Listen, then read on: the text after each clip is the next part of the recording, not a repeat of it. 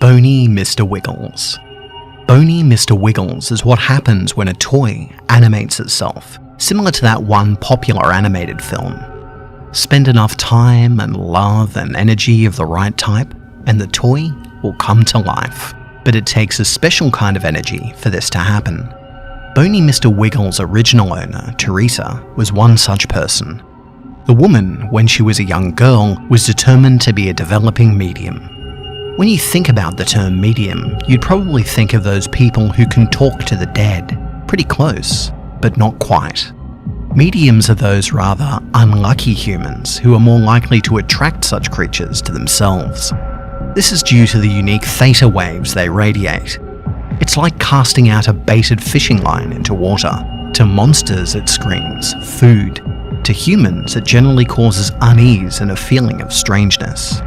Because of that, Teresa grew up very alone. She was a rather sweet girl, it was just that people felt uncomfortable around her. Thus, they avoided her. This was before she was brought to the attention of the agency, who'd be able to treat her excess theta output and nullify the signal.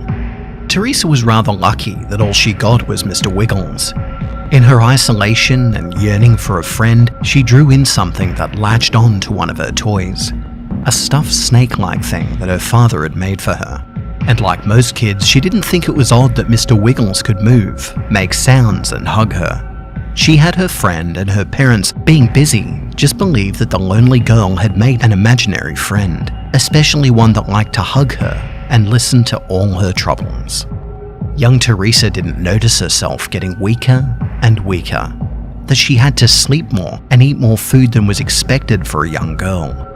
Her parents became worried when one day Teresa went to sleep and didn't wake up. This was how she finally came to the agency's notice, the coma she slipped into and wouldn't wake up from. Reviewing her case, we found that she met all the flags that we looked for when identifying a medium. Fixing a medium is actually an easy issue. We took over her medical care and, with a couple of talks with her parents, we had Teresa prescribed a medication that would reduce her theta output. Of course, we told her parents that this was to deal with her antisocial disorder. To be fair, the medication does do that. Reducing her output will get rid of the creepy girl vibe that kept people from befriending her. And it did work exactly like that. With her output lowered and her medium status neutralized, Teresa was quickly able to make friends. The agency put a note on her file and we marked her as resolved. We assumed that we got to her before any creature did because neither Teresa nor her family were dead or eaten. We didn't notice that Mr. Wiggles had stolen enough energy from Teresa to stay animated, nor did we realize that the toy was just put away in the basement by her parents, who thought that she had outgrown her imaginary friend. Years passed, Teresa grew up normally, and there weren't any more issues or outbreaks. So we kept a light eye on her to keep a lookout, making sure Teresa kept taking her special medication that kept her issues in check. So we were dumbfounded when Teresa was in her early 20s, her whole family was found in a deep coma, drained almost to the point of death.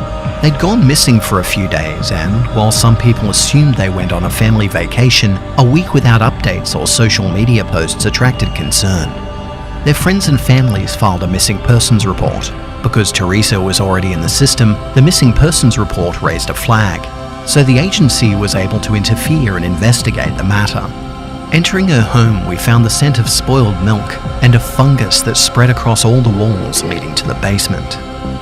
Going deeper, we found Teresa and her family almost cocooned by a much larger stuffed toy that wasn't so stuffed anymore. Trying to free them caused the much more vicious Mr. Wiggles to attack the agents on site, but fortunately it was still transitioning from felt to flesh, so knives and bullets were quickly able to disable the creature and free the family. The family was rushed to the hospital, where carbon monoxide poisoning was put down as the reason for the comas. It seems that Mr. Wiggles had enough energy to sustain itself for a while, and went into hibernation until it awoke, starving and needing to feed. So when Teresa was visiting, having missed a few days of her meds, the expanding theta waves woke it up. In its blind hunger, it attacked the whole family while they were sleeping. Again, Teresa was lucky both times that she and her family were rescued in time. Otherwise, Mr. Wiggles would have eaten all of them alive and finished the transformation into a very dangerous creature.